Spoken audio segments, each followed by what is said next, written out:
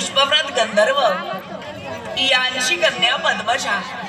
आठवते तो दिवस, आठवते तो क्षण। एके दिवशी देवेंद्र महाराजांच्या मनात इच्छा निर्माण झाली की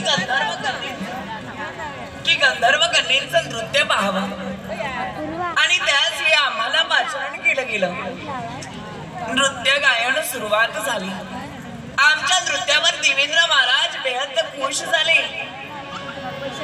आणि सहज त्यांच्या मुखातून शब्द निघाले, पद्मजी सांग, तुझ्या मनात असेल ती इच्छा पूर्ण होईल। क्षणाचाही विलंब न करता आम्ही आमच्या मनातील इच्छा प्रदर्शित केली की आम्हाला जायचं आहे ते मृत्यू लोकात निसर्ग सौंदर्य पाहण्यासाठी आणि त्या संधीचा फायदा घेऊन या इथं मृत्यू लोकात आले। पण बहादरी लोकात येतात आमचं मन अगदी आनंदित होऊ लागलं। हे उंच उंच वृक्ष सर्व काही आकाशाला गवस निघालतायत असाच मनभास क्षणोक्षणी मनाला होतोय। एवढंच नाही तर या असीम निलांबरात स्वच्छंदपणे विहार करणारे पशुपक्षी आणि त्यांचा तो किलबिला सर्व माझं स्वागत करण्यासाठी आतुरलेत असाच म्हणून पण आवाज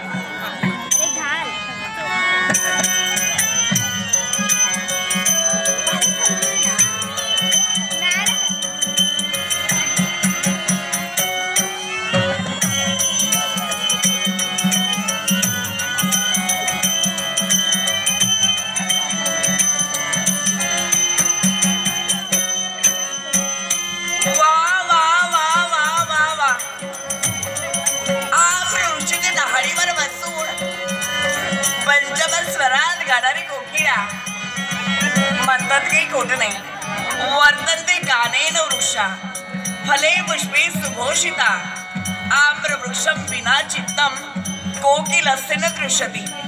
अरण्यात बळानी फुलांनी सजलेले भरलेले अनेक वृक्ष असतील पण त्याने कोकिळीचे मन संतुष्ट होत नाही, तर आपल्या मधुर स्वराने गाण्यासाठी आम्र वृक्षच आवडतं। पण असंही जरी असलं तरी आज हे वर्णन मी शब्दांकित करते घरी हवा तसा आनंद मिळत नाही आणि म्हणूनच हा फुललेला बहर पाहून मनाच्या ठिकाणी एकच वाटू लागलं, एकच